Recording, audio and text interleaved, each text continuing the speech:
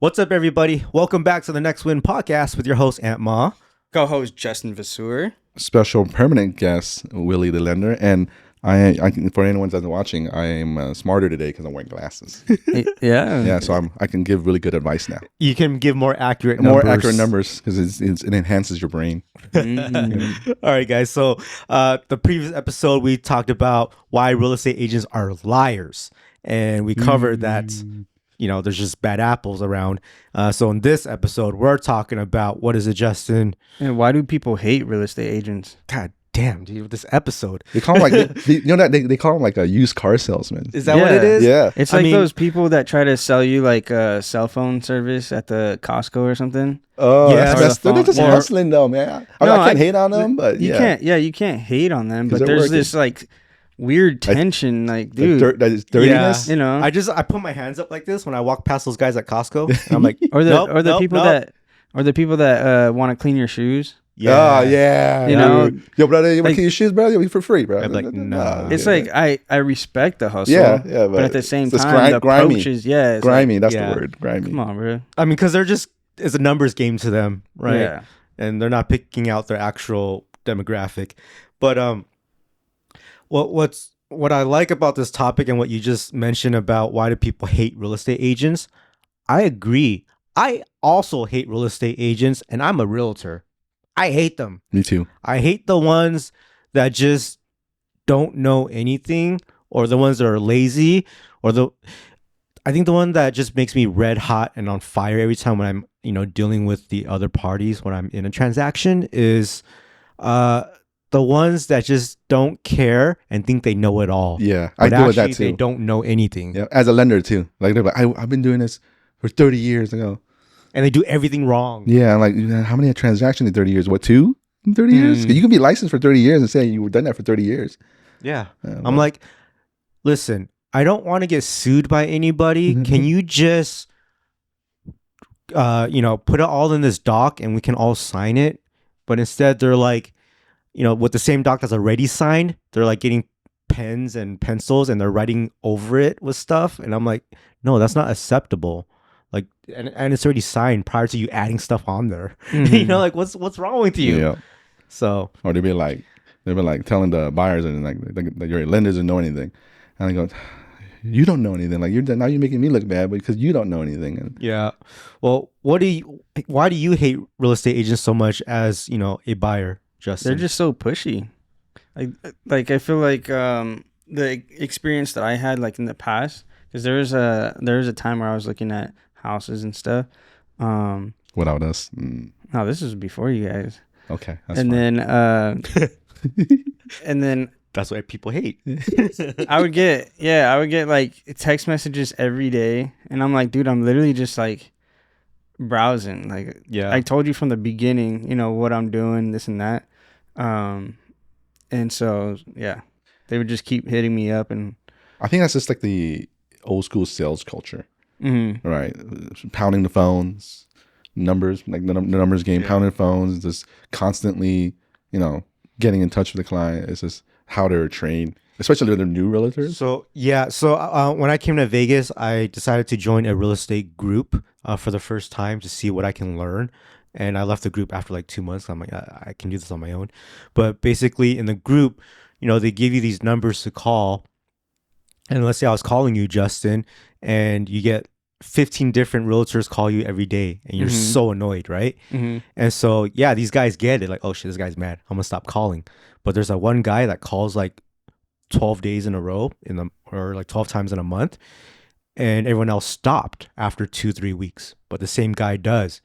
Eventually, your mind will switch and be like, there is that one guy that just always calls. I know he's pushy, but for some reason he's still here, and then they end up going with that guy. So they're like, you're not going to get the client on the first call, but you might get them on the 12th call. Yeah. And that's what I was taught. Persistence. And I'm like, nah, that's not me. Different. Like even now I feel like car salesmen have a different approach, or at least when I went to the car dealership a few times. Which dealership though? What brand though? See? Mazda. Yeah. Okay. So like, I think that's what I liked about that experience was I just went in there, looked at a car. I didn't Yeah.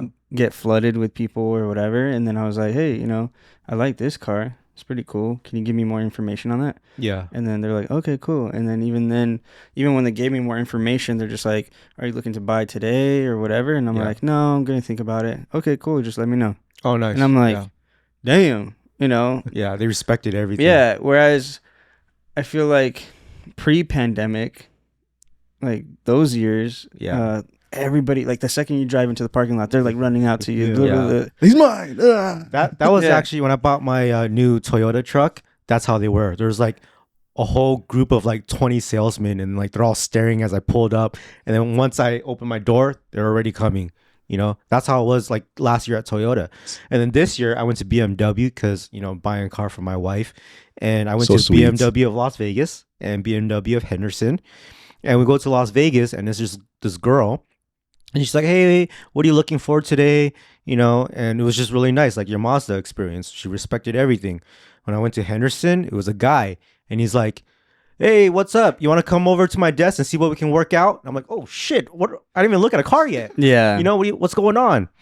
But I talked to both people for 2 months. The girl who was laid back, I would ask her for certain numbers and details, and she couldn't get it for me. And she would just ghost me when I asked, like, hey, so what if I try to do this? And I started getting really creative with my financing. Like, what if I did this to get the numbers down? What if I put this much down payment? And she just stopped. I'm like, what the heck? Like that, and then the other guy would be like, hey, man, you want to come in? You ready? And I'm like, well, this guy is actually really persistent. I don't like his sales push, but he's actually texting me like, hey, whatever you need, let me know. And then I'll give him the same questions I gave the girl and be more creative. He's like, yeah, if that's what you want, I don't recommend that. But if that's what you need because you have businesses and stuff, like he doesn't I was trying to put a big down payment on a lease, and they don't recommend that because there's No reason. gap insurance. You get your car totaled, you lose all that money in between. So the girl stopped talking to me instead of being like, well, this is what you can do instead. But the guy was like, look, you can do what you want. I don't recommend this, but I'll help you and let's get it going. So now I bought a car with that guy instead. The guy that I didn't like, but now I love him. Now when I went to go build my car, I went from buying a used car to building a brand new car. And I even brought this dude homemade egg rolls. What? You know what I mean? So I think Finding a balance between finding the a two. balance. So if his first impression was horrible, Yeah, but it was too pushy. His mentality, and he does have a service heart because Like logistics and all that. because if he didn't have a service heart, he wouldn't give you the numbers, right? He wants it, but the approach was wrong. The approach is too rough and too aggressive. But he meant good. His mind is like, okay, well, how else can I help him? Yeah, But then the girl's like, it's a waste. wasted. Yeah, He's not too, gonna too much buy it. work. Yeah. So yeah, you have to find a balance, and I think it really goes down to like how they're trained, basically. And you feel those aspects can be like you can approach real estate in that aspect too. Mm-hmm. Yes, you can. It's just you have to like set some feelings aside and think like, okay, when I'm ready, then I'll figure it out, as a buyer. So it's like I was ready after 2 months to buy the Beamer, and then I was okay with the guy helping me like with all that pushy stuff. But obviously when I hear a little bit of like some pushy sales tactics, I'm like, here we go again. But it's okay. I just kind of let it go out the other ear. So with real estate agents, it's kind of the same. Like they're all pester you, but when you're ready, you actually appreciate it. And you're like, damn, dude, this guy is good. He's just kind of young and doesn't know like, that this person wants you to lay off a little bit. So I think it's a big reason behind it is there's so many real estate agents. It's just like lenders that they get scared that they're gonna lose you. Right. Yeah. They're fighting like I said, they're fighting 30 other people that are calling you. So I think that's the fear kind of drives them to like, oh, I gotta keep in touch with them. So this is natural. Here's the other thing. There's other realtors who like William's saying that they're scared, right? And they're so scared that they say, you know what? I'll give you $2,000 back if you buy a home with me. Or they're like, you know what? You don't have to sign this agreement with me. It's fine. For me, when I talk to people, I'm like, we're going to sign this exclusive agreement right now, or else we're not working together, because I want to show that I'm committed to you and you are also committed to me. Because I don't want to go look at homes and then you're like, I'm okay. I'm like, no, I just wasted all this time with you. Like, I'm fully committed to you, you know? And then the other thing is I tell them, I actually charge you these fees because, you know, that's just what my brokerage charges, and I'm going to charge it to you. Other people, they don't charge it. Most people don't charge it. They eat the cost, you know, for their clients. For me, I charge it because, one, I know that I'm good. Two, I always get people money back. So a lot of times when things are wrong with the house, I tend to pay for some damages for the client. And now I've learned that I don't really need to do that anymore, because when I pay for damages for clients, or I pay for their home warranty, or I pay for their home inspection for them, they don't remember it, because it's just like after 2 weeks, it's out of their mind. They didn't know that this guy spent $600 on them, you know? So now I rather charge them knowing that I'm going to get them some money back. And every time I'm done with everybody, they're like, oh my gosh, like, you're so worth it. I saved like 30 grand. I'm like, yeah, you know, so what's $1,000 to you? It's you get what you pay for. Exactly. Mm-hmm. And now I'm like, I can buy them a gift. I've been buying people TVs. I've been buying them like $300 bottles of like 21-year whiskeys or Dom P's, you know, stuff like that. But if I'm going to pay for your home warranty for $600, that's it. I can't give you anything else, you know? And then you're not going to remember anything after you have the home. So, that's the difference. Like, Yeah. I charge people, you know, no one ever does. Yeah. And I think it's okay if you know what your worth is. Do you feel like they're know-it-alls too? Yes. Those are the worst. Mm-hmm. There's people who are like in the game for 20, 30 years and they think they know it all. Yeah, I never did it this Like, way.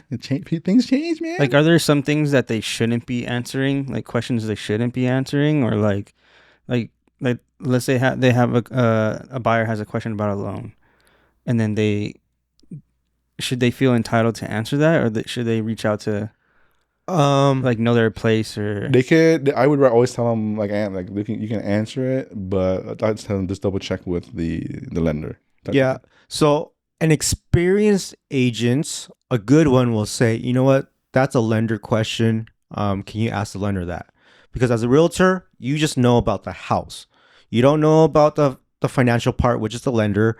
You don't know about the roof. You're not a roofer. You're not an electrician. You're not, you know, a plumber. Foundation. So, foundation guy. You're not a home inspector. So you don't give out quotes. You don't tell them like, you know, there's a lot of times when the buyer goes, hey, do you know if I can knock down this wall that's in between my living room and the kitchen? Because I want to open up the house and have this open concept. Do you know if that's a load-bearing wall? Realtors shouldn't answer that. You don't know if it is. Like, maybe from your experience, yeah, sure. But at the same time, if you're wrong and the person buys a house, it's on you. You know what I mean? So you should always say, hey, maybe we should get a general contractor out here and he can tell you if it is or not, you know? Speak to the professional. Yeah, speak to the professional. But what I do is I kind of give like both sides. I say, like if they ask me, hey, how much is this going to cost me per month? I'm like, you know what? You should really ask the lender, but based off my experience, it should be roughly around this price. But I'm not sure, so let's ask the lender. You know, so at least they have something now, and they'll have a confirmed details later. But if you just like answer everything, it bites you in the butt. All right, so I hope this answers all your questions and makes you feel more comfortable, Justin. Is there anything else that you feel about towards, you know, realtors? And I hope you Do we make you feel better? Do you love them now? No. I love you. There you go. Yes. Yes. No, yeah, I think again, it's just one of those things where there's bad apples. Yeah. You know, and so really doing the digging, really making sure you build that relationship with your agent. Yeah. And understanding where they're coming from too. I think that's like the best bet. I think that's a good habit for everything. Yeah. Here's the final advice for all the realtors out there that think they know it all. You don't. Everything's always different. All you need to do is just shut up, open your ears, and listen. Just be humble, man. So you know what they want from you. Yeah. Stop telling them what you think they want. Let me tell you, I'm going to address the realtors too. Your lender is your friend. We both want to close the deal, right? We're not your enemy. Like I'm on the same boat. So we're trying to get the deal done too. There we go. So get out of here, bad apples. I hope you guys are listening. Appreciate all this that we're talking about today. And we'll catch you on the next episodes of the Next Win Podcast.